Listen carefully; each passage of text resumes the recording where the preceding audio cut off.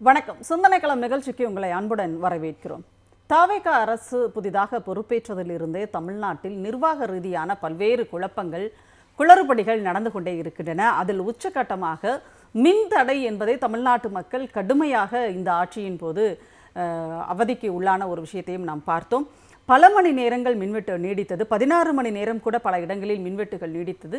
அந்த மின்வெட்டு நீட்டித்ததன் காரணமாக, மின்வெட்டின் காரணமாக வயதானவர்கள், நோயாளிகள், அதேபோல் கர்ப்பிணி பெண்கள், குழந்தைகள், படிக்கிற குழந்தைகள் அனைவருமே பெரும் சிரமத்திற்கு ஆளானார்கள் என்பதையும் நாம் பார்த்தோம். தற்பொழுது அந்த பிரச்சனையே இன்னும் சரியாக தீராத ஒரு நிலையில், தீர்த்து வைக்கப்படாத ஒரு சூழலில் தற்பொழுது மின் கட்டணம் கூடுதலாக வந்திருக்கிறது அனைவருக்குமே என்று ஒரு செய்தி வருகிறது. அதில் 3,70,000 குடும்பங்கள் இது குறித்து புகார் தந்திருக்கின்றனர். அவர்களுக்கெல்லாம் கூடுதலாக மின் கட்டணங்கள் 2 மடங்கு 3 மடங்கு மின் கட்டணங்கள் வந்திருக்கின்றன என்று அவர்கள் புகார் தந்திருக்கிறார்கள். அது தொடர்பாக ஒரு ஆய்வு நடத்துவதற்கும் மின்வாரியம் உத்தரவிட்டு இருக்கிறது.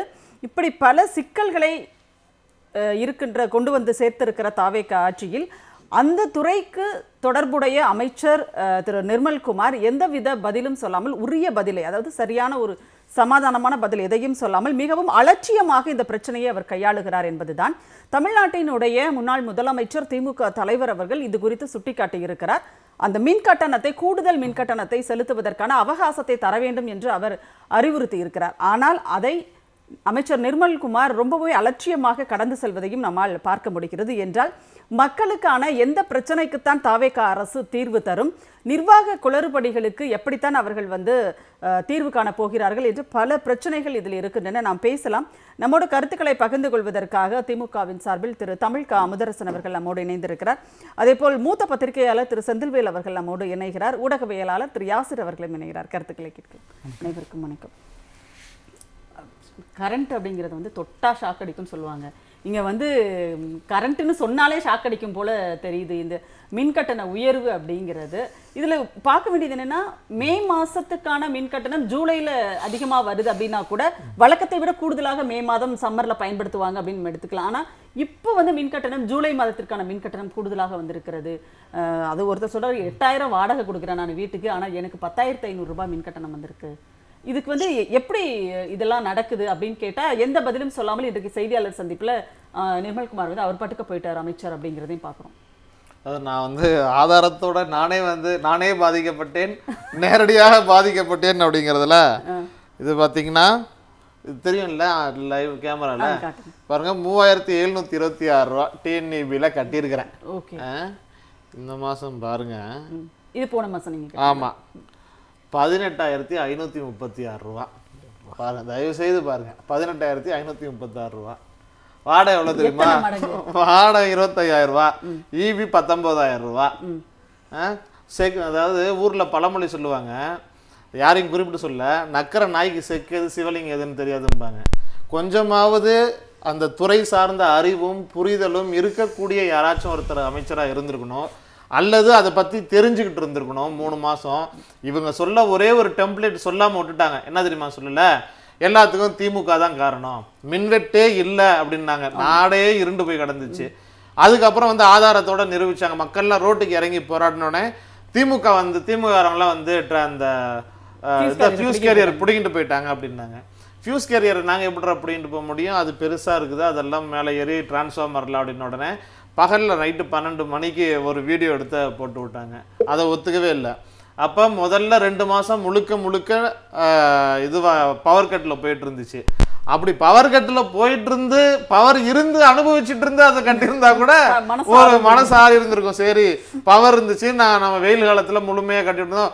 வெயில் காலத்தில் நைட்லாம் தூங்கவே முடியல. ஒரு நாளைக்கு 18 டைம் 20 டைம் விடியகாலம் 3 மணி 4 மணி வரைக்கும் பவரே இல்லாமல் அவ்வளோ சித்திரவதை பண்ணாங்க. அதுக்கப்புறம் இப்போ பார்த்தீங்கன்னா இல்லாத பவருக்கு இந்த கிணத்தை காணோம் அப்படிங்கிற மாதிரி நாங்கள் அந்த பவரை யூஸ் பண்ணவே இல்லை, மின்சாரமே பயன்படுத்தலை. பாதி நாள் 2 மாதம் முழுக்க பவர் கட்டில் தான் போணுச்சு. ஆனால் இப்போ எவ்வளோ வந்திருக்குது?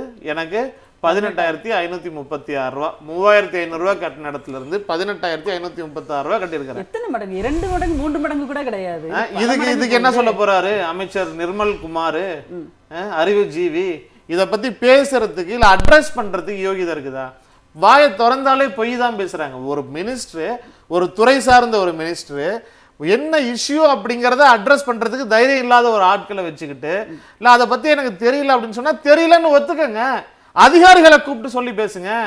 எல்லாத்துக்கும் கருத்து தெரிவிக்கணும், எல்லாத்துக்கும் வந்து முன்னாடி நின்றுகிட்டு இருக்கணும், எல்லாத்துக்கும் விளம்பர வெறி கொண்டு தெரிஞ்சிட்டு இருக்கிறீங்க. முதலமைச்சர்ல இருந்து அமைச்சர்ல இருந்து சட்டமன்ற உறுப்பினர்ல இருந்து கீழே கடைசியில இருக்கக்கூடிய தொண்டர் வரைக்கும் வந்து விளம்பர வெறி பிடிச்சி தெரியுறீங்க. எல்லாருக்கும் வந்து டெய்லி பிரஸ் மீட் வைக்கணும். அப்ப பிரஸ் மீட் வைக்கும்போது யோகியமா பேசணுமா இல்லையா? கேட்கிற கேள்விக்கு பதில் சொல்லணுமா இல்லையா? அதை பத்தி எதுவுமே சொல்லுது. இப்படிலாம் ஒண்ணும் நடக்கவே இல்லை. மின்கட்டணம் அதை அக்செப்ட் பண்ணிக்கவே இல்லை. இப்ப எதனால வந்து நீங்க வந்து 3 லட்சம் உறுப்பினர்களுக்கு நீங்க எதனால வந்து ஆய்வு பண்ண கனெக்ஷன் வந்து ஆய்வு பண்றேன் அப்படிங்கிறீங்க? இல்ல அவர் என்ன சொல்றாரு, அதுக்கு என்ன சொல்றாங்க, நாங்களா முன் வந்து புகார்கள் அப்படிங்கிறது உண்மை இல்ல அப்படின்றாரு. எதுக்காக 3 லட்சம் அப்படிங்கிறது உண்மை இல்ல, 3,27,000 கனெக்ஷனை வெரிஃபை பண்ண சொல்லியிருக்காங்க. எதனால வந்திருக்கு அப்படின்னு சொல்லிட்டு அது என்னன்னு சொல்லிட்டு ரீவெரிஃபை பண்ண எதுக்காக பண்ண சொல்லியிருக்கீங்க? அவ்வளவுதான் இல்ல, அவ்வளவுதான் உயர்ல இல்ல, எந்த இஷ்யூவும் தான் இல்ல, எதுக்காக பண்ண சொல்லியிருக்கிறீங்க? மக்கள் நடுத்தருல வந்து பேசுறாங்களா இல்லையா? இபி ஆபீஸ் வாசல்ல நின்று பேசுறாங்களா இல்லையா? உங்களுக்கு வாக்களிச்ச உங்களுடைய ரூட் மாஃபியாஸ் அந்த நெட்வொர்க்ல இருந்து உங்களோட பெனிஃபிஷியரி வீடியோ போடுறாங்களா இல்லையா? வீடியோ போடுறது கற்றுக் கொடுத்தவங்க இவங்க தான். அவங்களே வந்து வீடியோ போடுறாங்க. எப்படி இருந்தா இன்னைக்கு இவ்வளவு தூரம் ஆயிடுச்சு அப்படின்னு சொல்லிட்டு. இது சாதாரண விஷயம் இல்லைல்ல. நீங்க 4000 ரூபாய் கட்டின இடத்துல 19,000 ரூபாய் கட்டுறோம் அப்படின்னா ஒரு மாசம் வாடகை 25,000 ரூபாய். நான் கட்டுறது ஈபிக்கு மட்டும் 19,000. வாழ்றதா இல்ல சாவறதா? சோத்துக்கு என்ன? ஏற்கனவே அரிசி விலை பருப்பு எல்லாம் ஏறிட்டு போகுது. எதுவுமே ஒரு முதுகெலும்பு இல்லாத அரசு. எதுவுமே வந்து நான் வந்து நேரடியாக பாதிக்கப்பட்டிருக்கேன், அதனால இன்னும் கூடுதல் ஆதங்கத்தோட பேசுறேன். எதுவுமே டைரக்டா சொல்லவே மாட்டேங்கிறாங்க, டைரக்டா அட்ரஸ் பண்ணவே மாட்டேங்கிறாங்க.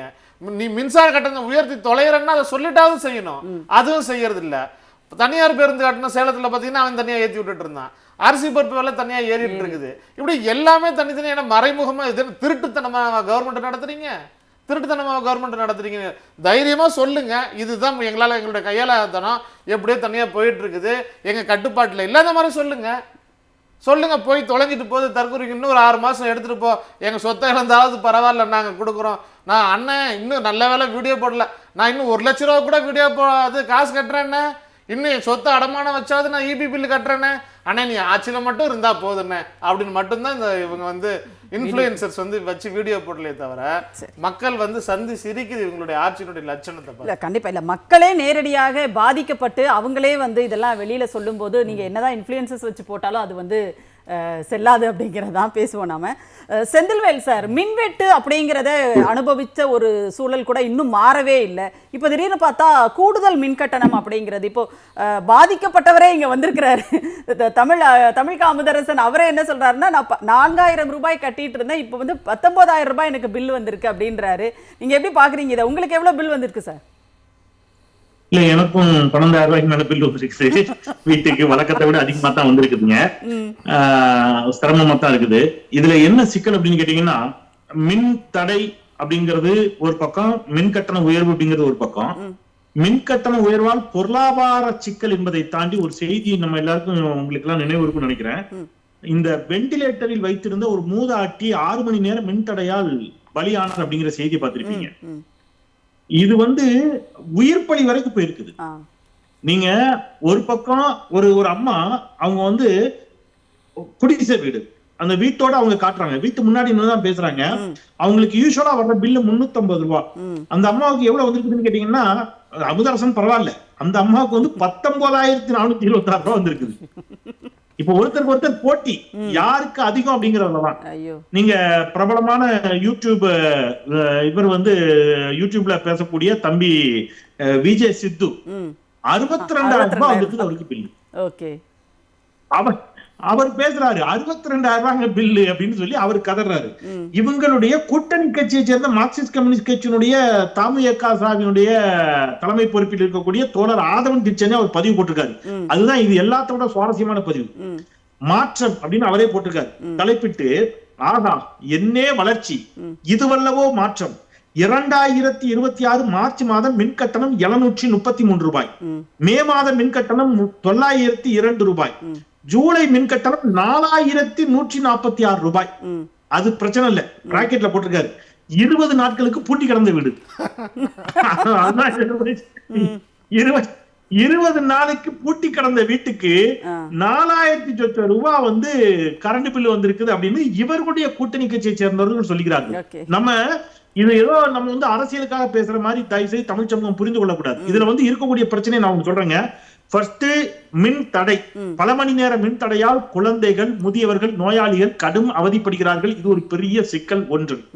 உயிரிழப்புகள் ஏற்பட்டிருக்கின்றன. 2. அப்புறம் பொருளாதார இழப்பு. 3. இதை விட முக்கியமாக எனக்கு ஒரு பெரிய இழப்பு ஏற்பட்டுச்சு. கிட்டத்தட்ட ஒரு 50,000 ரூபாய் இழப்பு. என்ன இழப்புன்னு கேட்டீங்கன்னா, இந்த மின்சாரம் வந்து சீரற்ற மின்சாரம். திடீர்னு ஹை வோல்டேஜ், திடீர்னு லோ வோல்டேஜ். ஸ்டெபிலைசர் வைத்திருந்தும் கூட என்னுடைய ஏசி போயிடுச்சு. இப்ப அதான் அவர் ஏசி மெக்கானிக் வந்து பழுது பார்த்துட்டு சொல்றாரு, இதை நீங்க அவ்வளவுதான் சார், இது ஒண்ணும் பண்ண முடியாது சார், சரி பண்ணி போட்டாலும் இன்னும் கொஞ்ச நாள் திருப்பி ஆகும், அவர் போயிடுச்சு சார், அவ்வளவுதான் சார். ஏன்பா போச்சு சார்? அது இது பவர் இஷ்யூ சார். நீங்க ஸ்டெபிலைசர் இருக்குல்ல சார், ஆமா நீ தான் பாக்குறப்ப அந்த ஸ்டெபிலைசர் இருக்குது, இதனாலதான் சார் போயிடுச்சு, ஒண்ணும் பண்ண முடியாது சார், நாங்க அதை போட்டுட்டு வேற ஏசி வாங்குங்க சார். இப்ப புது ஏசி வாங்கிருக்கு, ஏசி போச்சு. இது மாதிரி பொருட்கள் சேதம் 1. அப்ப பொருட்சேதம், பொருட்களும் சேதம், பண விரயம், உயிர் போச்சு. இது எல்லாத்த விட ரொம்ப கொடுமை. முக்கியமான ஒரு செய்தி, புதுமண தம்பதிகளுக்கு அவங்க தங்களுடைய இல்லற வாழ்க்கைக்குள் நுழைய முடியல மின் தடையால் அப்படிங்கிற செய்தியை நம்ம பார்த்தோம். இதெல்லாம் வந்து கேட்பதற்கு, கேட்டுட்டு சிரிக்கிறதா, அழுதுக்கிறதா, நொந்துக்கிறதான்னு தெரியல. இது 1. இது அவரவர் தனிப்பட்ட பிரச்சனையா அப்படின்னா, ஒட்டுமொத்த தமிழ்நாட்டையும் இது எங்கேயோ பாதிச்சுங்கிறதா இப்ப நான் சொல்ல போறேன். இந்த தொடரும் மின் தடையாலும் அபரிமிதமான மின் கட்டணம் எங்க கொண்டு வந்து சிக்கலை நிப்பாட்டி இருக்குன்னு கேட்டீங்கன்னா, கிட்டத்தட்ட பல லட்சம் கோடி ரூபாய் முதலீடுகள் தமிழ்நாட்டில இருந்து வெளியில போயிடுச்சுங்க. அக்னி ஆஸ்திரா எனர்ஜெட்டிக்ஸ் அப்படிங்கிற நிறுவனம் 1500 கோடி ரூபாய் முதலீடு ஆந்திராவுக்கு போயிருக்குது. Reliance solar and battery storage manufacturing 51,300 கோடி ரூபாய், அதுவும் ஆந்திராவுக்கு போயிடுச்சு. Adani pump storage hydro project 12,297 கோடி ரூபாய் ஆந்திராவுக்கு போயிடுச்சு. ராயல் என்ஃபீல்டு நிறுவனம் முதல் முறையா தன்னுடைய ஒரு தொழிற்சாலையை வெளிமாநிலத்தில் நிறுவுறாங்க, 2,500 கோடி ரூபாய் மதிப்புல ஆந்திராவுக்கு. அப்பல்லோ டயர்ஸ் 5,100 கோடி ரூபாய். இது எல்லாமே கிரீன் எனர்ஜி 2 லட்சம் கோடி ரூபாய். Green energy wave. இவங்க எல்லாருமே ஏன் பதறுகிறார்கள், பயப்படுகிறார்கள் கேட்டீங்கன்னா, இந்த சீரற்ற மின்சாரம், தொடரும் மின் தடை, அதீத மின் கட்டணம், இந்த மின்சாரத்துறையில் ஏற்பட்டிருக்கக்கூடிய குளறுபடிகள் அப்படின்னு அவங்க ஒரு வாதத்தை வைக்கிறாங்க. இன்றைக்கு மாண்புமிகு அமைச்சர் அவர்களிடம் இது குறித்து செய்தியாளர்கள் கேள்வி எழுப்புகின்ற பொழுது அவர் தரப்பில் இருக்கக்கூடிய நியாயங்களை சொல்லுகிறார். அப்ப அவர் என்ன சொல்றாரு, திமுக தலைவர் வந்து வாட்ஸ்அப்பில் வந்த ஒன்றை வைத்து அவர் குற்றச்சாட்டா சொல்றாருன்னு. ஆனா அங்க ஒரு செய்தியாளர், ஒரு சகோதரி திருப்பி ஒரு கேள்வி எழுப்புனாங்க. அந்த கேள்விக்கு மாண்புமிகு அமைச்சர் பதில் சொல்லியிருந்தாலும் நல்லா இருந்திருக்கும் நான் நினைக்கிறேன். அவங்க என்ன சொல்றாங்க, சார் உங்க ஈபில இருந்து தான் சர்க்குலர் கொடுத்திருக்கீங்க, கிட்டத்தட்ட 3 லட்சத்துக்கும் அதிகமான வீடுகளில் மின் கட்டணம் அபரிமிதமா வந்திருக்குது, அதுல வந்து ஏதோ பிரச்சனை, டெக்னிக்கல் இஷ்யூ, அதை நாங்க கண்டறிகிறோம் அப்படின்னு சொல்லி சர்க்குலர் கொடுத்திருக்கிறதே உங்களுடைய ஈபில இருந்து அபிஷியலா கொடுத்திருக்கீங்கன்னு அவங்க சொல்றாங்க. அதை சுட்டிக்காட்டி தான் திமுக தலைவர் அந்த கேள்வி எழுப்புகிறார். இப்ப 3 லட்சம் இல்ல 9 லட்சம் பேருன்னு ஒரு செய்தி வருது. அப்போ பல லட்சம் பேருக்கு பன்மடங்கு மின் கட்டணம் அப்படிங்கிறது ஒரு பெரிய சிக்கலை ஏற்படுத்தி இருக்கிறது. இல்ல அந்த 9 லட்சம் நீங்க சொல்றது, அந்த அவங்க சொன்ன மாதிரி அந்த 9,60,000 அப்படின்னு அந்த கணக்க அவர் என்ன சொல்றனா, கடந்த ஆட்சி காலத்துல வந்து கிட்டத்தட்ட 11,50,000 பேருக்கு இந்த பிரச்சனை இருந்துச்சு. இப்ப வந்து அது கிட்டத்தட்ட 2.5 லட்சத்துக்கும் குறைவாக தான் வந்து குறைஞ்சிருக்கு பாருங்க அப்படின்னு அவர் சொல்றாரு. அதுதான் இப்ப நான் சொல்ல வந்தேன். இப்ப தமிழ் காமராஜர் சொன்னார் இல்லையா, இது ஒண்ணுத்துக்கு தான் திமுக குற்றம் சொல்லலைன்னு, அதான் சொல்றேன். அதை சொல்லிட்டாங்கன்னு சொல்ல வரேன். எல்லாத்துக்கும் கடந்த ஆட்சி சொல்ற மாதிரி இதுக்கும் அங்க போயிட்டாங்க. நீங்க இப்படி கெஸ் பண்ணி பாருங்க. ரொம்ப இயல்பா நான் ஒண்ணு கேக்குறேன். இப்ப 3.5 லட்சம் பேருக்கு வந்து இந்த மின்சார கட்டணத்தில் குளறுபடின்னு செய்தி வந்திருக்கு. 3.5 லட்சம் பேருக்கு செய்தி வந்ததற்கு இவ்வளவு பதிவுகள், இவ்வளவு மக்கள் போராட்டம், வெளிப்படையா இவ்வளவு பேர் வெளியில வந்து சாலையில் வந்து போராடி அரசுக்கு எதிராக கருத்தை சொல்றாங்க. யாரும் கட்சிக்காரங்க கிடையாது, பொதுமக்கள். ஒருவேளை திமுக ஆட்சியில இவங்க சொல்ற மாதிரி 9 லட்சம் பேருக்கு அப்படி வந்துருந்துச்சுன்னா, திமுக விட்டுருங்க, எதிர்கட்சிகளினுடைய தொலைக்காட்சிகள் இருந்துச்சு இல்ல, அதுலயாவது இது செய்தியா இருக்கும்ல. எதிர்கட்சிகள் இது குறித்து ஒரு எடப்பாடி பழனிசாமி ஒரு அறிக்கை கொடுத்திருக்கணும்ல, ஏதாவது போராட்டம் நடத்திருக்கணும்ல. அப்ப ஏதாவது நடந்துச்சானா இல்ல. அப்ப இவர்கள் மீண்டும் மீண்டும் மீண்டும் மீண்டும் திமுகவின் மீது கொண்டு போய் பழிய சுமத்தி கொண்டு இன்றைக்கு இருக்கக்கூடிய சிக்கலில் இருந்து தப்பித்துக் கொள்வதற்கான ஒரு முயற்சியாக இதை திருப்பி என்ன செய்றாங்க, எங்க பாருங்க 3.5 லட்சம் சொன்னீங்க, நீங்க 9 லட்சங்கிற மாதிரியான ஒரு ஒரு ஒரு திருப்பியும் திமுக கொண்டு போய் வண்டி நிப்பாட்டுறாங்களே தவிர, ஓகே சார். இவர்கள் இங்கிருந்து போன முதலீடுகளை பற்றியும் கவலை இல்லை, இங்க இருக்கக்கூடிய மின் தடையை பற்றியும் கவலை இல்லை, அபரிமிதமான மின் கட்டண உயர்வை பற்றியும் கவலை இல்லைங்கிறது நான் நிறைவா ஒரு வார்த்தை சொல்லிக்கிறேன். இதுக்கு பின்னாடி ஒரு ஒரு ஒரு என்ன சொல்றது, ஒரு பொலிட்டிக்கல் அஜெண்டா இருக்குதுன்னு எனக்கு ஒரு டவுட் இருக்குது. அது என்ன அப்படின்னு கேட்டீங்கன்னா, இப்ப எல்லா இடத்துலயும் நம்ம வந்து இந்த இதை கொண்டு வந்துட்டு இருக்கிறோம், ஏன்னா நவீன மீட்டர்களை வந்து கொண்டு வந்துட்டு இருக்கிறோம், டிஜிட்டல் மீட்டர்ஸ் இந்த மாதிரியான அதெல்லாம் கொண்டு வந்துட்டு இருக்கிறோம். இது வந்து மின்சாரத்துறையை தனியார் மயப்படுத்துவதற்கான ஒரு வேலை, இதன் பின்னால் வேலை திட்டம். ஏன்னா பாஜகவுடைய நீண்ட கால திட்டம் அதான். நீங்க வந்து பிரைம் டைம்ல ஒரு ரேட்டு, மற்ற டைம்ல ஒரு ரேட்டுன்னு இருக்கு இல்லையா, அதற்காக இதை செய்கிறார்களோ அப்படிங்கிற சந்தேகமும் எனக்கு இருக்கு. சரி, கண்டிப்பாக நம்ம பேசுவோம், அடுத்ததில் விரிவாக பேசுவோம் அதை பற்றி. திரு யாசிர், உங்களுடைய பார்வை, ஏன்னா நீங்களும் வந்து யூடியூப் சேனலாக வச்சுருக்கீங்க, எப்படி மின்கட்டணம் உங்களுக்கு வந்திருக்கு, இவ்வளவு ஒரு வித்தியாசம் அப்படின்றது 3 மடங்கு இல்லை 4-5 மடங்குகள் அதிகமாக வந்திருக்கு அப்படிங்கிறதெல்லாம் இவங்களுடைய பார்வைக்கு வந்ததற்கு பிறகும் எப்படி இப்படி அலட்சியமாக வந்து பதில் சொல்ல முடியுது அமைச்சரால்? அதாவது விஜய் அவர்கள் வந்து தேர்தல் பிரச்சாரத்தில் 2 பேருக்கு நடுவில் தான் போட்டி அப்படின்னு சொல்லிக்கிட்டே இருப்பார். அதை இந்த விஷயத்தில் பொருத்தி பார்த்தோம் அப்படின்னா, மின்சார வாரியத்துடைய தலைவர் அருண்ராய் அவர்களுக்கும் மின்சாரத்துறை அமைச்சராக இருக்கக்கூடிய சிடிஆர் நிர்மல்குமார் இடையே தான் போட்டின்னு நான் சொல்லுவேன். ஏன்னா இவர் வந்து ஆட்சிக்கு வந்த புதில் என்ன சொன்னாருன்னா, மின்வெட்டு அதிகமாக ஏற்படும் போதுனா இங்கே வந்து கருப்பாடுகள் இருக்கிறாங்க, ஃபியூஸை பிடிங்கிட்டு போகிறாங்க, இது திமுக சதினார். ஆனால் 23/5/2026 மின்வாரியத்துறை தலைவர் ஒரு அறிக்கை விட்டார், 10 காரணங்களால் மின்வெட்டு ஏற்படுது, ஃபியூஸ் ஆஃப் கால்ஸு, பூமிக்கு அடியில் இருக்கக்கூடிய அந்த கம்பி வந்து சேதமாகுது அப்படின்னு சொல்லிட்டு நிர்வாக காரணங்களை பட்டியலிட்டார். இப்போ மின் கட்டணம் என்பது உயரவே இல்லை அப்படின்னு சொல்லி தொடர்ச்சியாக சிடிஆர் நிர்மல்குமார் சொல்லிகிட்டே இருந்தார். இப்போ 29/7/26 அறிக்கையின் மூலமாக மின்சார கட்டணம் என்பது 3.70 லட்சம் பேருக்கு அதிகமாக வந்திருக்கு அப்படின்னு சொல்லி போட்டு உடைச்சிட்டார். அப்போ இந்த 2 பேருக்கும் இடையே தான் இப்போ போட்டி. இப்போ இன்னொரு போட்டியும் இருக்குல்ல, இவர் சொல்றது உண்மையா, அவர் சொல்றது உண்மையா, இல்லை அமைச்சர் சொல்றது பொய்யா, இல்லை வந்து அவர் சொல்றது எப்படி? இதை வந்து இது அமைச்சர் சொல்வதுதான் பொய். இப்போ அமைச்சர் என்ன சொல்றாரு அப்படின்னா, 3.70 லட்சம் புகார்லாம் வரவே இல்லை, இது ஒரு ரொட்டீன் செக்அப் அப்படின்றார். ஆனால் புகார் வந்தது அப்படின்னு சொல்லிட்டு மிக தெளிவாகவே மின்வாரியத்துடைய தலைவராக தன்னுடைய அறிக்கையில் என்ன சொல்றாரு, முதல் வரியே in view of widespread complaints அப்படின்னு ஒரே வாரத்திலே முடிச்சிட்டாரு. இதில் வந்து கம்ப்ளைண்ட் என்பது வந்திருக்கு அப்படின்னு சொல்லிட்டு மின்சாரத்துறை அமைச்சர் என்ன சொல்றாருன்னா, 11.50 லட்சம் பேருக்கு வந்து அதிகமான 3 மடங்கு கட்டணம் வந்து திமுக ஆட்சியில் வந்துச்சு. இப்போ எங்களுடைய இதில் 9.60 லட்சம் தான் வந்திருக்குன்றார். அது 2 லட்சம் வந்து குறைஞ்சது வந்து பெருமை கிடையாது. நீங்கள் மின்வெட்டு வந்து அதிகமாக வச்சதுனால உங்களுக்கு 2 லட்சம் பேர் குறைஞ்சு வந்திருக்கு. இங்கே புகார் என்ன, 11.50 லட்சம் பேருக்கு 3 மடங்கு அதிகமாகவே வந்துச்சுன்னு வச்சுக்கிறோமே, அவங்க யூஸ் பண்ணாங்க வந்திருக்கு. ஆனால் இங்கே புகார் என்னன்னா, நாங்கள் யூஸே பண்ணலை, ஆனால் எங்களுக்கு அதிகமான கரண்ட் என்பது வந்திருக்கு அப்படின்றதான். ஓட்டு வீட்டில் இருக்கேன் அப்படின்னு ஒரு லேடி சொல்கிறாங்க. நான் ஓட்டு வீட்டில் தாங்க இருக்கேன், முதல்ல ஒரு 1500 ரூபாய் கிட்ட எனக்கு வந்துட்டு இருந்தது 2 மாதத்துக்கு ஒரு தடவை. ஆனால் இப்போ பார்த்தீங்கன்னா எனக்கு 5791 ரூபாய் வந்திருக்கு. ஓட்டு வீட்டில் எத்தனை நாங்கள் வந்து கரண்ட் யூஸ் பண்ண முடியும் அப்படின்னு அவங்க கேட்குறாங்க. அமைச்சர் சொல்கிறாரு ஏசி அதிகமாக யூஸ் பண்ணுறாங்க சம்மர் காலத்தில் அப்படின்றாரு. சின்ன கேள்வி தான். இப்போ 11.50 லட்சம் பேருக்கு அதிகமாக வந்திருக்குன்றாருல, அப்போது அந்த ஆட்சி காலத்தில் இது மாதிரி ரொட்டீன் செக்அப் எத்தனை பேருக்கு எடுத்தீங்க, எத்தனை பேர் கம்ப்ளைண்ட் கொடுத்தாங்கன்ற டீட்டெயிலாக அதே ப்ரெஸ் மீட்டில் நிர்மல்குமார் சொல்லியிருக்கலாம், ஆனால் சொல்லவே இல்லை. இப்போ வந்து பார்த்தீங்க அப்படின்னா இதே நிர்மல்குமார் தான் சொன்னார், ஆள் பற்றாக்குறை இங்கே வந்து அதிகமாக இருக்குது, மின் தடை ஏற்பட்டால் கூட நம்ம வீட்டில் வந்து புகார் கொடுத்தோம்னா கூட வந்து பார்ப்பதற்கு கூட ஆள் இல்லை, அந்த அளவுக்கு பற்றாக்குறை இருக்குது. ஆனால் சம்மர் பீரியடில் இந்த பீரியடில் வந்துட்டு 3.7 லட்சம் பேருக்கு நாங்கள் வந்து ரொட்டீன் செக்கப்புக்காக போகிறோம் அப்படின்னு சொல்வதே ஏமாற்று வேலை தான். அதுக்கு ஆட்கள் இருக்காங்களா? அதுக்கு இந்த ஏமாற்று வேலை அப்படின்றதுக்கு இன்னொரு உதாரணம் என்ன அப்படின்னா, இந்த மின்வாரிய தலைவர் வந்து நியமிச்சிருக்கக்கூடிய அந்த அதிகாரிகள் பட்டியலே வந்து ஒரு உதாரணமாக இருக்குது. நான் வந்து இபியில் 1 இயர் வந்து பார்த்தீங்கன்னா அப்ரெண்டிஸாக வேலை பார்த்தனால இது சொல்கிறேன். Chief engineer, superintending engineer, executive engineer, deputy financial controller, assistant executive engineer, accounts officer, senior assessment officer, assistant accounts officer, assessment officer, assistant engineer, மொத்தம் ஓவராலா 950 மின் இணைப்புகளை ஒரு டிவிஷன்ல இருக்கக்கூடிய அதிகாரிகள், சீஃப் இன்ஜினியர்னா ஒரு டிவிஷனுக்கு அவர் தான் ஹெட், அத்தனை பேரையுமே போய் ரீசெக் பண்ண சொல்றாரு. இப்ப ரொட்டீன் செக்அப்னா ஒரு சாம்பிள் எவ்வளோ எடுப்பாங்க, ஒரு 100 பேர் எடுப்பாங்க, ஒரு 200 பேர், அதிகபட்சம் ஒரு 1000 பேர். அது வயர்மேனா போய் பார்த்துட்டு வந்துருவாரு, இல்லைனா அங்கே அசஸ்மெண்ட் ஆஃபீஸர்னு ஒருத்தர் கணக்கீட்டு அதிகாரின்னு இருப்பார், அவர் போய் பார்த்துட்டு வருவார். சீஃப் இன்ஜினியர் வரைக்கும் போய் செக்அப் பண்ணுற அளவுக்கு பிரச்சனையை வச்சுக்கிட்டு இவர் என்ன சொல்கிறாருன்னா எந்த பிரச்சனையுமே இல்லைன்றார்.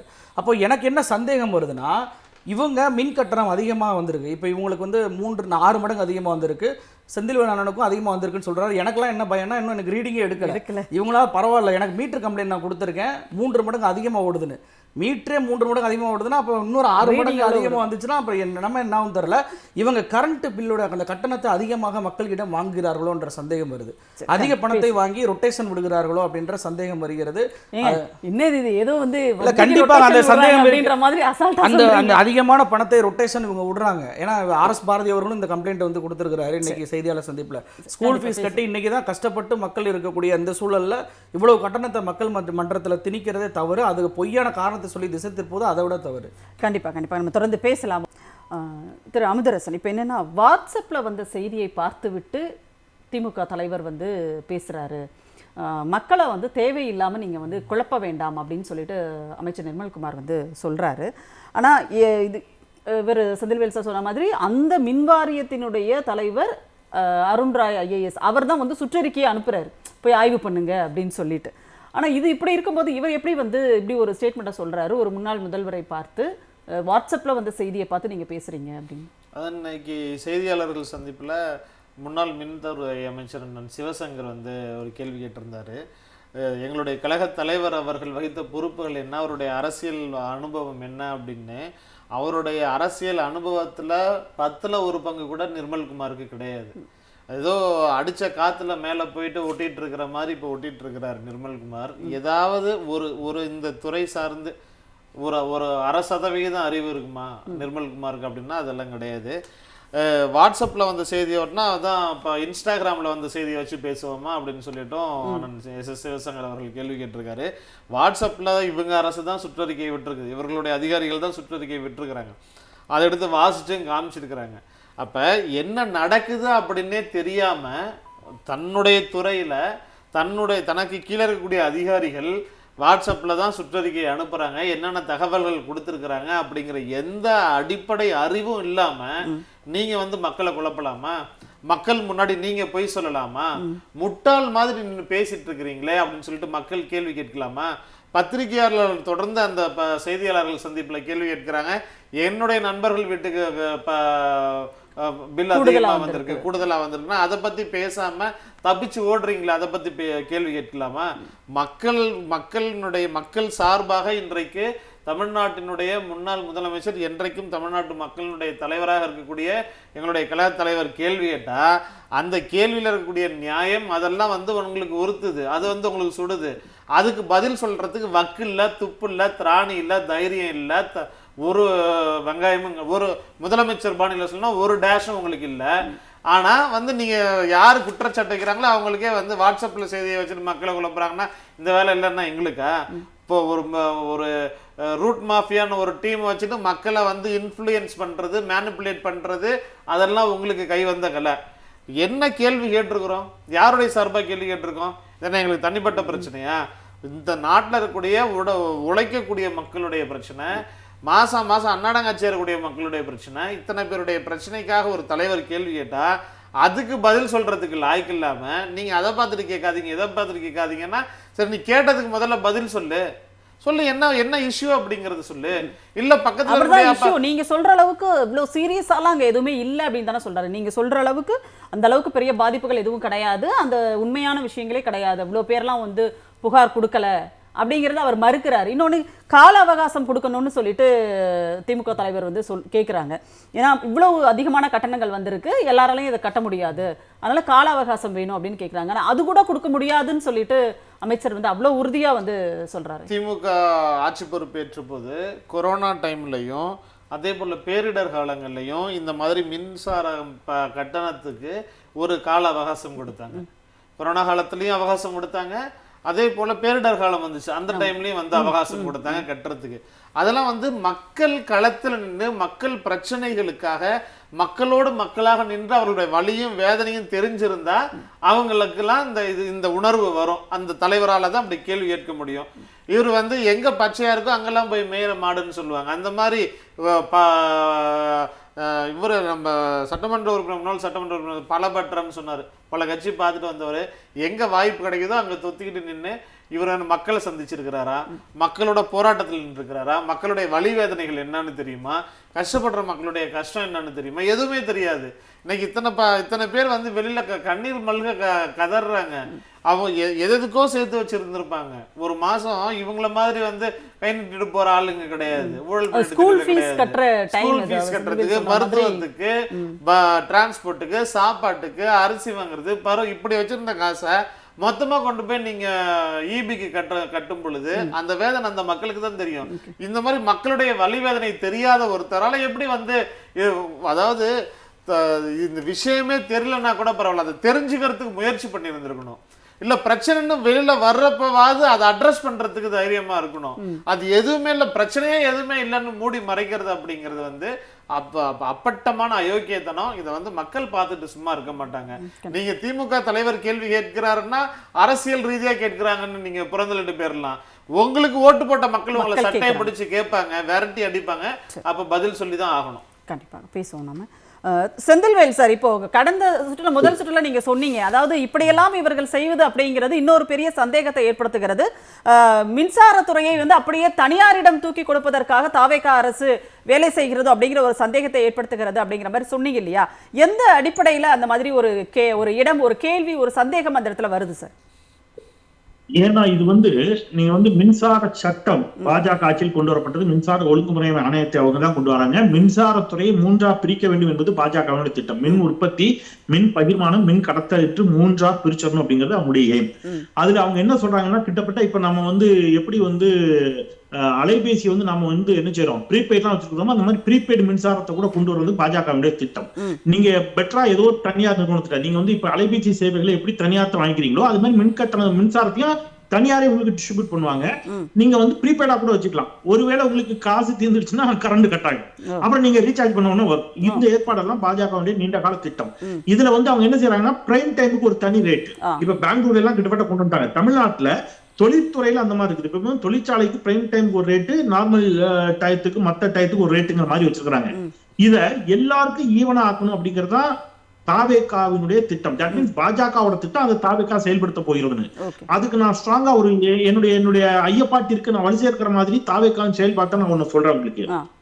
குடிநீர் விநியோகத்தையும் தனியார் மயமாக்குவது பாஜகவின் நீண்ட கால திட்டம். இப்ப சேலத்துல குடிநீர் விநியோகத்தை இதுவரைக்கும் தமிழ்நாட்டில் எந்த அரசியல் கட்சிகளும் செய்ய துணியாத ஒன்று.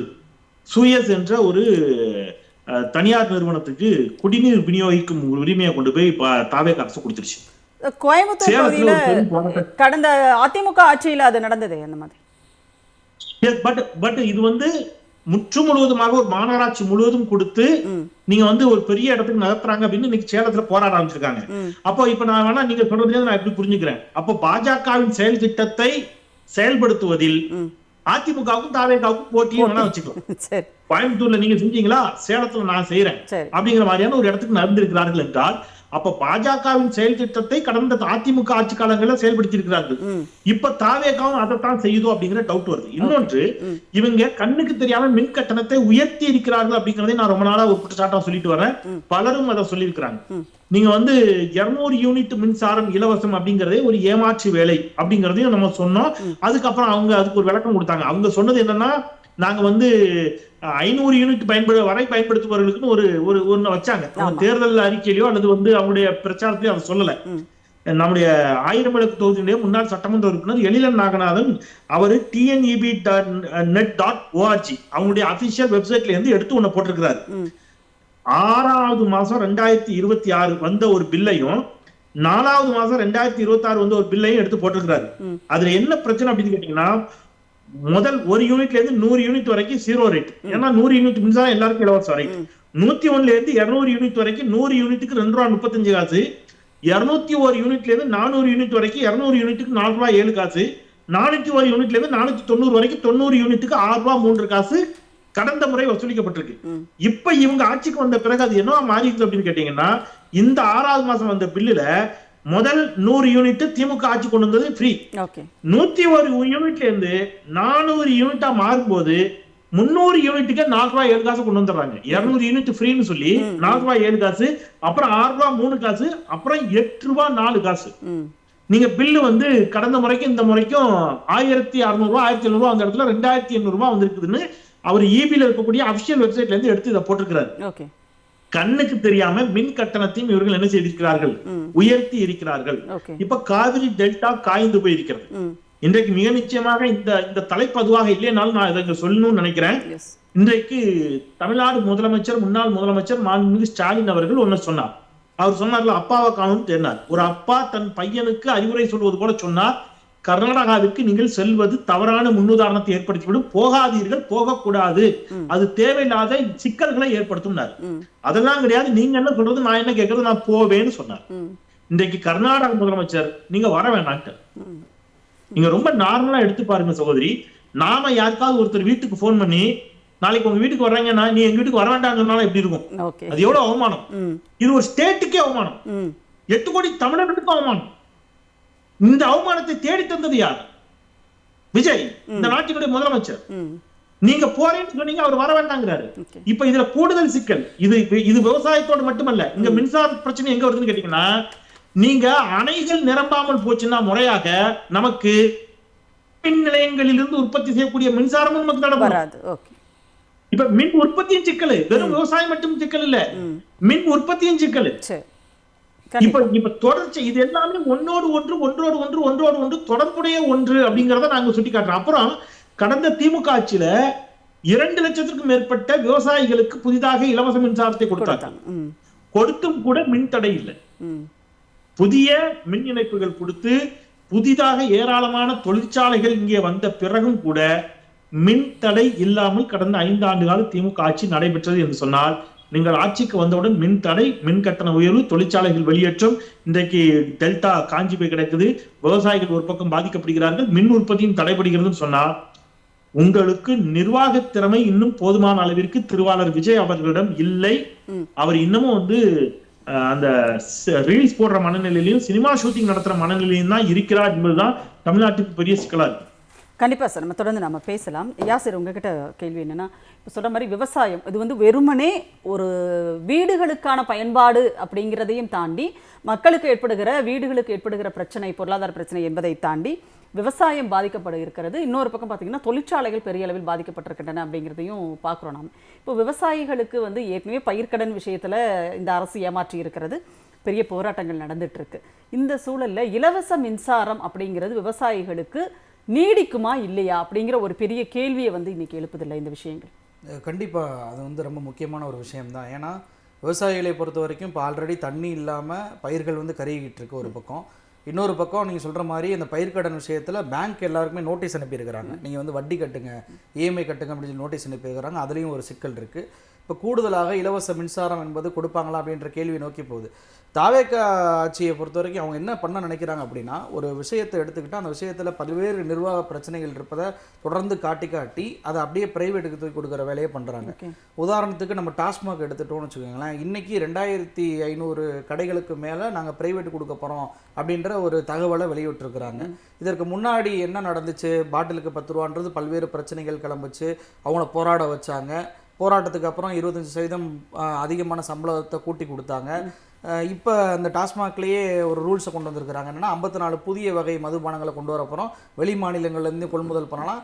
இன்னொரு பக்கம் மதுக்கடையை ஓப்பன் பண்ணுறோம் அப்படின்னா கூடையே பார் இருக்கணும் அப்படின்றது. இப்போ 100 மீட்டர் வரைக்கும் தள்ளி நீங்கள் திறந்துக்கிறலாம் அப்படின்ற தளர்வுடையும் பண்ணியிருக்கிறாங்க.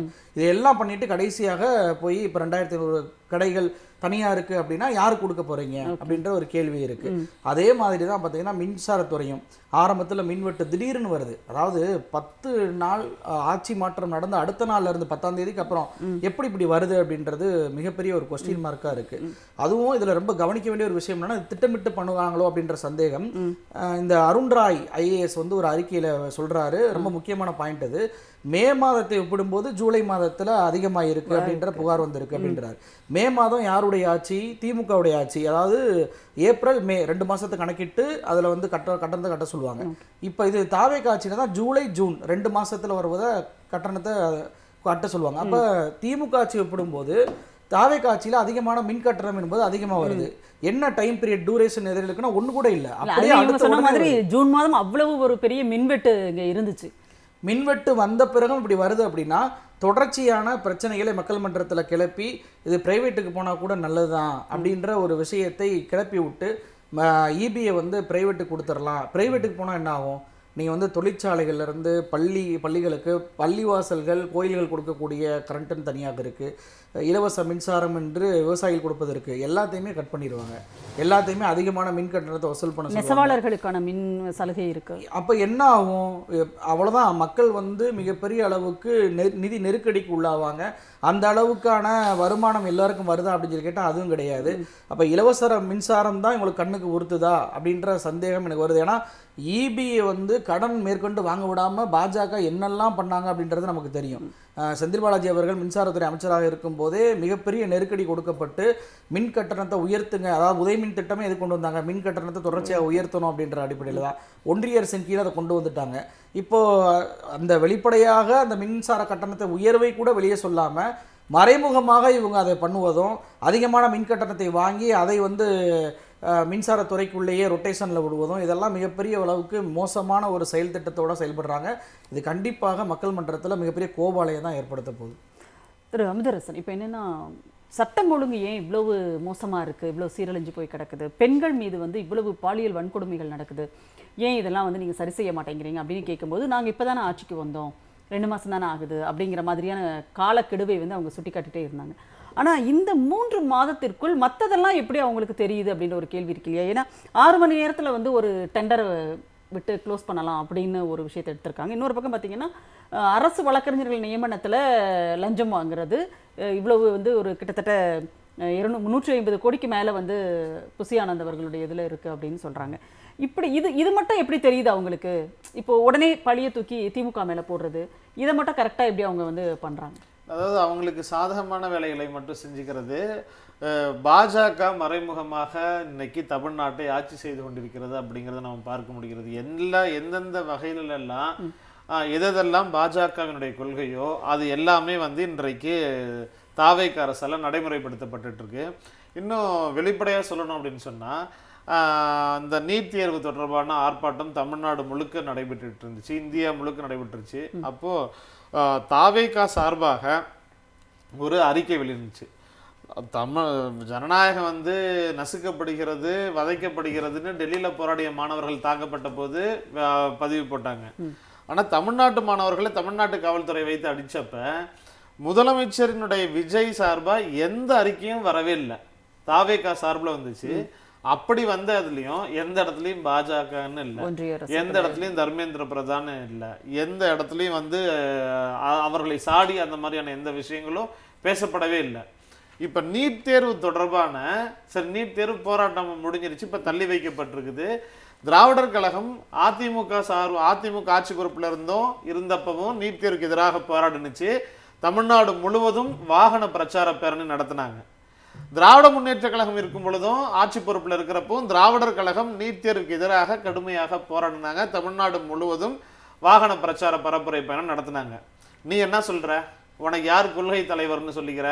பெரியார கொள்கை தலைவர்னு சொல்லிக்கிட்டு நீ வந்து உனக்கு அந்த அந்த அந்த அந்த ஃப்ரேம் உனக்கு வேணும், திராவிட இயக்க சிந்தனையாளர்களினுடைய அந்த ஃப்ரேம் வேணுங்க. அதனால் பெரியார் திடலுக்கு வந்து நாடகம்லாம் போட்டுட்டு போனேன், பெரியாருடைய நினைவிடத்தில் வந்து மலர் வளையெல்லாம் வச்சுட்டு போனேன்.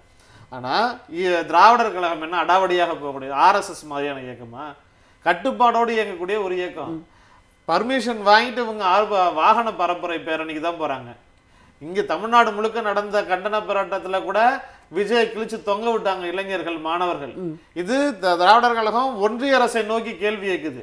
அப்ப மோடியை பத்தி கேள்வி கேட்டா உனக்கு ஏன் பட்டுக்குது? ஆர்ப்பாட்டத்தை தடுத்து நிறுத்தினது இல்லாம அத்தனை 100 போலீஸை கொண்டு வந்து நிறுத்தி வச்சு நாள் ஃபுல்லா வேவு பார்க்கறதுக்கு 10-20 போலீஸ் அங்கேயே விடிய உட்கார வச்சிருக்கிற அப்படின்னு சொன்னா அப்ப என்ன அர்த்தம்? பாஜக என்னென்னலாம் செய்யணும்னு நினைக்குதோ அத்தனை விஷயமும் நீங்க செய்யறீங்களா இல்லையா? இன்னைக்கு நீ வந்தே மாதரம் பத்தி ஏதாவது பேசியிருக்கியா? உன்னுடைய அரசு கூட்டணி முஸ்லீம் கட்சியெல்லாம் வச்சிருக்கிறீல்ல, அவங்களுக்கு தான் முதுகெலும்பு இல்லாமல் போயிடுச்சு. முஸ்லீம் லீக்குங்கிறது ஒரு வரலாற்று சிறப்பு வாய்ந்த ஒரு இயக்கமாக இருந்துச்சு. சுதந்திர போராட்ட காலத்திலேருந்து அதுக்கு பெருமை இருக்குது. இன்னைக்கு இருக்கக்கூடிய அந்த தலைவர்களுக்கு முதுகெலும்பு இல்லாமல் போயிடுச்சு. வந்தே மாதரத்தை அதை பற்றி உன்னுடைய கருத்து என்ன? தமிழ்நாட்டினுடைய முதலமைச்சராக விஜயனுடைய கருத்து என்ன? ஏதாவது இது வரைக்கும் பேசியிருக்கிறாரா? ஒரே ஒரு வார்த்தை சொல்லியிருக்கிறாரா? எதுவுமே பேசுறது கிடையாது. இல்ல மேகதாது அணை இந்த விஷயம் பத்தி ஏதாவது வெளிப்படையா முதலமைச்சர் விஜய் பேசியிருக்கிறாரா? இல்ல அது நீர்வளத்துறை அமைச்சர் புசியானந்த் தானங்க மைக்கு பேசுறாங்க. முதலமைச்சர் எப்படி பேசுறாங்க? முதலமைச்சருக்கு என்ன எல்லா துறைகளுக்குமே தமிழ்நாட்டு ஒட்டுமொத்த தமிழ்நாட்டுக்கு ரெப்ரசன்டேஷன் யாரு? இல்ல அதனாலதான் அவர் இங்க கர்நாடகாவுக்கே நான் அதாவது என்னன்னா நேரடியா ஃபீல்டுக்கே போறேன் அப்படின்றாரு முதலமைச்சர். நீங்க எல்லாம் வந்து கூடாதுன்றீங்க. நீங்க வந்து டிகே சிவகுமாருக்கு போன் பண்ணி பேசுனீங்கன்னு டிகே சிவகுமார் சொல்லியிருக்கிறாரு. நீ வெளிப்படையா சொன்னியா? சொன்னி அது வரைக்கும் ஏதாவது பேசியிருக்கிறியா? தமிழ்நாட்டில் பத்திரிகையாளர்களை சந்திச்சு தமிழ்நாட்டு பிரச்சனை ஏதாச்சும் அட்ரஸ் பண்ணியிருக்கிறாரா? பெரிய இவங்க ஆட்சி வரப்போதே ஒரு பெரிய 1.5 கிலோமீட்டர் எரேசர் வந்து வச்சு ஊழலை ஒழிச்சிட்டோம் அப்படின்னு சொன்னீங்க. உங்க கட்சிக்காரெல்லாம் அங்கங்க வீடியோ எடுத்து போடுறானே ஊழலை பத்தி, லஞ்சம் வாங்கிக்கிட்டு காசு வாங்கிக்கிட்டு ஊழலை ஒழிக்கிற நடவடிக்கை என்னது? உன்னுடைய அமைச்சராக இருக்கக்கூடிய புசியானந்த் வந்து இந்த பிபி வாங்குறதுக்கு எல்லாத்துக்கும் லஞ்சம் கேட்கிறாரு, 5 லட்ச ரூபா அட்வான்ஸ் கொடுத்தேன்னு ஒரு அம்மா சொல்லுது, உங்க கட்சிக்கார அம்மா சொல்லுது. ஊழலை அவங்க ஒழிச்சிட்டாங்க. எப்படி? புகார் கொடுத்த அம்மாவை கட்சியை விட்டு நீக்கிட்டாங்க. புகார் கொடுத்த அம்மா கட்சி விட்டு நீக்கிட்டாங்க. உன்னுடைய சட்டமன்ற உறுப்பினர் போய் பத்திரிகையாளர் அடிக்கிறாங்க. உன் சட்டமன்ற உறுப்பினர் வந்து மேல பாலியல் வல்லுநர் வழக்கு இருக்குது, புகார் சொல்லியிருக்கிறாங்க. உன்னுடைய அமைச்சரவையில் இருக்கக்கூடிய ஒரு அமைச்சர், ஒரு லேடி அமைச்சர் கொலை பண்ணிடுவேன் அப்படின்னு சொல்லிட்டு பேசுது. இதை பத்தி ஏதாவது பேசுறதுக்கு தைரியம் இருக்கா முதலமைச்சருக்கு? அதை பத்தி கண்டிச்சு பேசியிருக்கிறாரா? எதை பத்தியும் பேசாம ஒரு ஜடமா, இப்படி ஒரு ஜடமா ஒரு முதலமைச்சர் நம்மளுக்கு வந்து தலையில வாச்சிட்டு இருக்க வேண்டியதா இருக்கு. கண்டிப்பா பேசுவோம். எதற்குமே வாய் திறக்காத முதலமைச்சர் மின்வெட்டுக்கும் மக்கள் பிரச்சனைக்கும் வாய் திறப்பாரா அப்படிங்கிற கேள்வி. செந்தில்வேல் சார், இப்போ என்னன்னா இன்னொரு பக்கம் பார்த்தீங்கன்னா தனியார் மயம் அப்படின்னு போகும்போது என்னென்ன பாதிப்புகள் எல்லாம் ஏற்படும் அப்படிங்கிறத சொன்னீங்க. கடந்த திமுக ஆட்சியின் போது அவங்க வந்து இதெல்லாம் வந்து டிரான்ஸ்ஃபார்மர் சரியில்லை, அது சரியில்லை, ஊழியர்கள் அதிகமாக வந்து அவங்க வந்து ரெக்ரூட்மெண்ட் பண்ணலை, அதனால வந்து ஊழியர்கள் பற்றாக்குறை இப்படியெல்லாம் சொன்னாங்க. ஆனால் திரும்ப திமுக சார்பாக இன்னும் சொல்லப்போனால் முன்னாள் அமைச்சர் செந்தில் பாலாஜி அவர்கள் வந்து அன்றைக்கு வைத்த பிரஸ் மீட்லேயே அவர் என்ன சொன்னார்னா, இதே ஆட்களை வைத்து தான் நாங்கள் அன்றைக்கு வேலை செய்தோம், அன்னைக்கு இந்த பிரச்சனை எதுவுமே வரலையே, இப்போ ஏன் வருது அப்படிங்கிற ஒரு கேள்வியை கேட்டார். இன்னைக்கு நான் அதே கேள்வி தான் நானும் கேட்குறேன். இந்த கூடுதல் மின்கட்டணம் அப்படிங்கிறது காலம் தாழ்ந்து எடுக்கப்பட்ட ரீடிங் அப்படின்ற ஒரு கம்ப்ளைண்ட் இருக்கு. அப்போ இது இப்போ மட்டும் ஏன் இது நடக்குது? கடந்த திமுக ஆட்சியில் நடக்கவே இல்லை, இப்போ மட்டும் ஏன் நடக்குது அப்படிங்கிற ஒரு கேள்வி நிறைவாக. இல்லங்க, டெக்னிக்கல் எரரா கூட இருக்கலாம். நான் என்ன சொல்றேன், அது ஒருவேளை அப்படி கூட வச்சுக்கலாம். ஆனா அதை தாண்டி மின் கட்டணத்தை நீங்கள் உயர்த்தி இருக்கிறீர்கள் என்பது டாரிஃபோட நிரூபிச்சு நிறைய வீடியோ வந்துருச்சு. எவ்வளவு கட்டணம் முன்னாடி எவ்வளவு இருந்துச்சு, எத்தனை யூனிட்டுக்கு எவ்வளவு அப்படிங்கறதெல்லாம் பலரும் ஆதாரங்களோடு எடுத்து பகிர்ந்து விட்டார்கள். அப்ப வெறும் டெக்னிக்கல் எரர் அப்படின்னு சொல்லி கடந்து போக முடியாது. ஒன்று சரி, ஒரு வாதத்தில் வைத்துக் கொள்வோம். டெக்னிக்கல் எரர் என்று எடுத்துக்கொண்டால் இப்ப அவங்களுக்கு அதற்கான நிவாரணம் யார் கொடுப்பது? அதை யார் பேச போறீங்க? இப்ப அமுதரசன் சொல்றாரு, அவருக்கு வாடகை 18,000 ரூபாய், கரண்ட் பில்லு 19, வாடகை 20,000 ரூபாய், கரண்ட் பில்லு 19,000 ரூபாய்ங்கிறாரு. ஒரு அம்மா 300 ரூபாய் கரண்ட் பில் வந்த இடத்துல 19,000 ரூபாய் கரண்ட் பில் வந்திருக்குது. இப்ப அந்த அம்மாவினுடைய கரண்ட் பில்ல அந்த அம்மா கெட்டலைன்னா பீஸ் அப்படின்ட்டு போயிருக்கீங்க. நான் என்ன சொல்றேன், இவர்களுக்கு அரசு பொறுப்பெடுத்துக் கொண்டு இதுபோல் அதிகபட்சமாக மின் கட்டண உயர்வு வந்தவர்களுக்கு அது தொழில்நுட்ப கோளாறு என்று அரசு கருதுமே என்று சொன்னால் அதை ஏற்றுக்கொண்டு அவர்களுக்கு அந்த கட்டணத்தை திருப்பி கொடுக்கணும்ல. அட்லீஸ்ட் திருப்பி கொடுக்காட்டாலும் அடுத்தடுத்த மின் கட்டணங்களை நாங்கள் கழித்துக் கொள்கிறோம் அப்படி ஒரு உத்தரவாதத்தை கொடுங்க. இல்ல அது அவங்க சொல்லியிருக்காங்கன்னு நினைக்கிறேன். அமைச்சர் வந்து நீங்க வந்து இப்ப கட்டிட்டீங்கன்னா அடுத்தடுத்து உங்களுடைய அடுத்தடுத்த மாதங்களில் அதை வந்து நாங்க ரிடக்ட் பண்ணிக்குவோம் அப்படின்றத சொல்லியிருக்காங்கன்னு நினைக்கிறேன். இல்ல அத உத்தரவாதமா நீங்க கொடுங்க. அதை உத்தரவாதமா கொடுத்து அந்த மக்கள்கிட்ட வெளிப்படையாக பேசுங்க, என்ன சிக்கல்ங்கிறத எடுத்து சொல்லுங்க. நீங்க இன்னைக்கு வந்து செய்தியாளர்கள் கேட்டு இவ்வளவு பிரச்சனை பண்ணி இவ்வளவு சிக்கல்களுக்கு பிறகு அதை நோக்கி நகர்றீங்க. நீங்க இப்ப வெளியில வந்தவங்க கொஞ்சம் பேர், வராதவங்க எத்தனை பேர் இருக்கிறாங்க? அப்போ இதுல நான் என்ன சொல்றேன், இன்னும் இது 3.5 லட்சமா 4 லட்சமா 5 லட்சமா யாருக்கு தெரியும்? முழுமையாக கணக்கெடுங்க, அதை நோக்கி நகர்த்துங்க. ஒன்று உங்களுக்கு நன்றாக நினைவு நினைக்கிறேன், அம்மையார் ஜெயலலிதா அவர்கள் முதலமைச்சராக இருந்த பொழுது அதானி குழுமத்திடமிருந்து இதே மாதிரி மின்சாரம் வாங்குகின்ற பொழுது சந்தை மதிப்பை விட பன்மடங்கு அதிகமாக ஜெயலலிதா அவர்கள் ஏன் மின்சாரம் வாங்க வேண்டும் என்று அன்றைக்கு கேள்வி எழுப்பி ஒரு பெரும் பிரச்சனை செய்தவர் யாருன்னு கேட்டீங்கன்னா டாக்டர் தமிழிசை சவுந்தரராஜன் அவர்கள். நீங்க வந்து இதுக்குள்ள ஏதோ ஒரு பெரிய முறைகேடு இருக்கு, ஊழல் இருக்குன்னு ஒரு பிரச்சனை கிளப்பினாங்க. அப்ப ஜெயலலிதா அம்மையார் முதலமைச்சர். அப்போ மின் தடை ஏற்பட்டால் எப்படியாவது மின்சாரம் வாங்குங்கப்பா, எங்களுக்கு தேவை மின்சாரம் என்ற ஒரு இடம் வருமா? அப்படி ஒருவேளை அப்படி ஒரு இடத்துக்கு நகர்ந்தால், சூழல் நகர்ந்தால் தனியார் பெருமுதலாளிகளிடமிருந்து மின்சாரம் வாங்கக்கூடிய ஒரு சூழல் உருவாகுமா? அப்ப தனியார் பெருமுதலாளிகளிடமிருந்து மின்சாரம் வாங்குவதற்காகத்தான் இங்கே மின் தடை ஏற்படுத்தப்படுகிறதா அப்படிங்கிற சந்தேகம்லாம் இதுக்குள்ள இருக்குது. ஏன்னா அரசினுடைய கிரிட்ல இருந்து நீங்க எவ்வளவுதான் எடுக்க முடியும்னு ஒரு அளவு இருக்கு. நீங்க காற்றாலை மின்சாரத்தை காற்றடிக்கக்கூடிய அந்த ஒரு 3-4 மாதங்கள் 5 மாதங்கள் அதிகபட்சம், அதுக்கப்புறம் காற்றாலை மின்சாரம் குறையும். அப்புறம் வந்து நீங்க வந்து நீர் மின்சாரத்துல இப்ப நமக்கு அணைகள் எல்லாம் வறண்டு போய் கிடக்குது, அங்க ஒரு சிக்கல் இருக்குது. நீங்க இருக்கிறது நமக்கு குடம்னு அணுமின் நிலையம், அது போதுமானது கிடையாது. அதுல நீங்க வந்து பக்கத்து மாநிலங்களுக்கு பகிர்ந்தெடுக்க வேணும். அப்போ நீங்க நெய்வேலியில இருந்து வரக்கூடிய அதுவுமே நம்ம அண்டை மாநிலங்களுக்கு கொடுக்கணும். அப்ப நீங்க என்ன பண்ணுவீங்க? சோ இதற்குள் இதெல்லாம் இருக்கிறதா அப்படிங்கிற கேள்வியும் சேர்ந்தே எழுகிறது. இதுல நானும் திருப்பி சொல்றேன், இதுல அரசியல் செய்யணும்னு இங்க யாருக்கும் நோக்கம் இல்ல. ஒருவேளை இது தொழில்நுட்ப கோளாறாக இருந்தால் அதை ஏற்றுக்கொண்டு அதை விரைவில் சரி செய்யுங்கள். ஒன்று, அதற்கான பொறுப்பை எடுத்துக்கொண்டு அந்த நஷ்டத்தை மக்கள் தலையில் வைத்து விடாதீர்கள். அதை அரசு பொறுப்பெடுத்துக்கொண்டு அதை சரி செய்தால் சரியாகும் நினைக்கிறேன். கண்டிப்பாக சார்.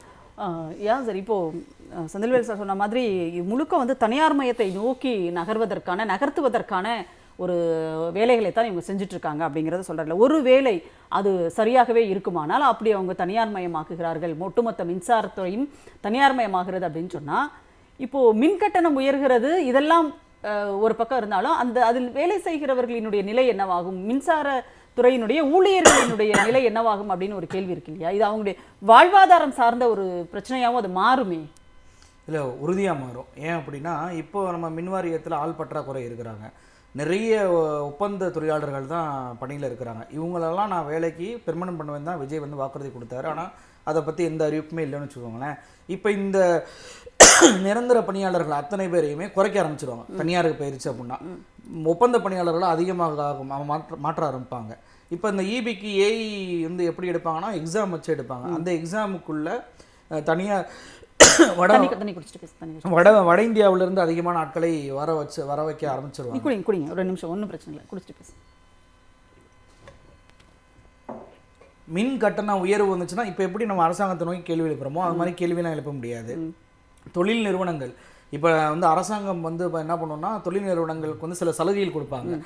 24 மணி நேரம் மின்சாரம் தரோம், சில இடங்களில் ஃப்ரீ எலக்ட்ரிசிட்டி தரோம், இல்லை நீங்கள் வந்து பாதி கட்டினா போதும் அப்படின்னு சொல்லிட்டு நிறைய நிறுவனங்களுக்கு சலுகை கொடுப்பாங்க.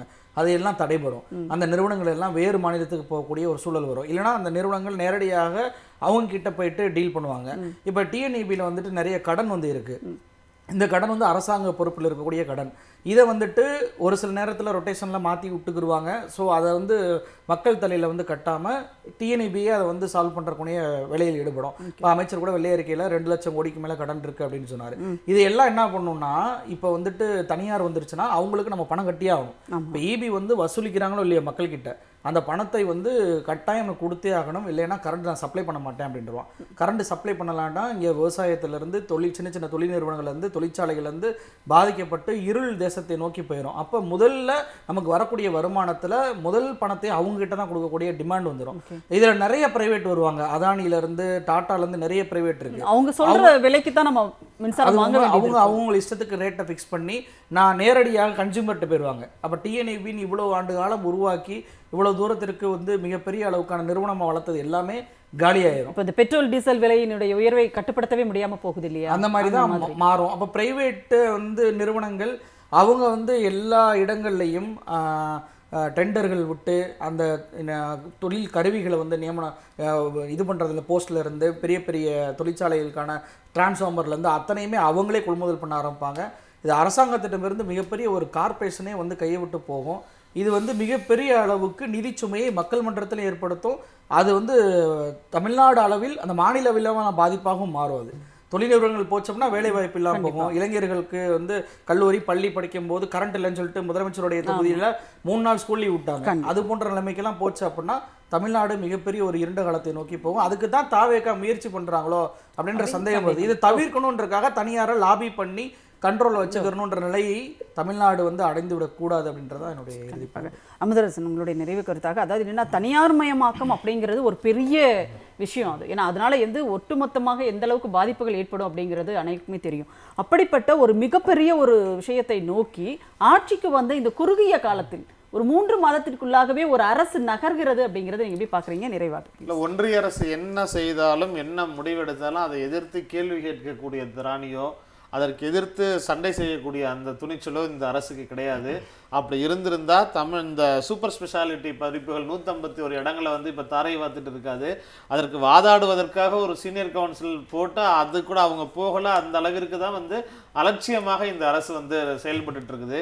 தமிழ்நாட்டில் 151 இடங்கள் மிஸ் ஆகுது சூப்பர் ஸ்பெஷாலிட்டி அப்படிங்கிறது ஒரு சாதாரண விஷயம் கிடையாது.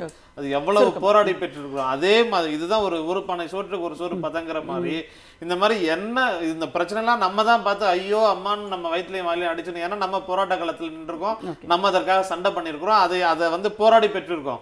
இவங்களுக்கு என்ன வந்திருக்கு, கட் அவுட்டுக்கு பால் ஊத்துனவங்களும் பிளாக் டிக்கெட் வித்தவங்களும் வந்த பொழுது வந்த வரைக்கும் லாபம் தான். பால் மட்டும் இல்ல, இந்த வாட்டி இன்னும் ஒரு இம்ப்ரூவ்மென்ட், கோழியை அறுத்து போட்டதெல்லாம் பார்த்தோம். அப்ப அதெல்லாம் வந்து அது மக்கள் எந்த அளவிற்கு கத்துனாலும் கதறினாலும் மாநில உரிமைகள் பறிபோனாலும் அதை பற்றிலாம் கவலைப்படுவதற்கு இந்த அரசு தயாராக இல்லை அப்படிங்கறத நிதர்சனமான உண்மையா இருக்கு. கண்டிப்பாக நன்றி. 3 பேரும் உங்களுடைய கருத்துக்களை எங்களோடு பகிர்ந்து கொண்டமைக்கு மிக்க நன்றி. சிந்தனை களம் நிகழ்ச்சித்துடன் நிறைவடைகிறது. மீண்டும் நிகழ்ச்சியில் சந்திப்போம். அதுவரை நன்றி, வணக்கம்.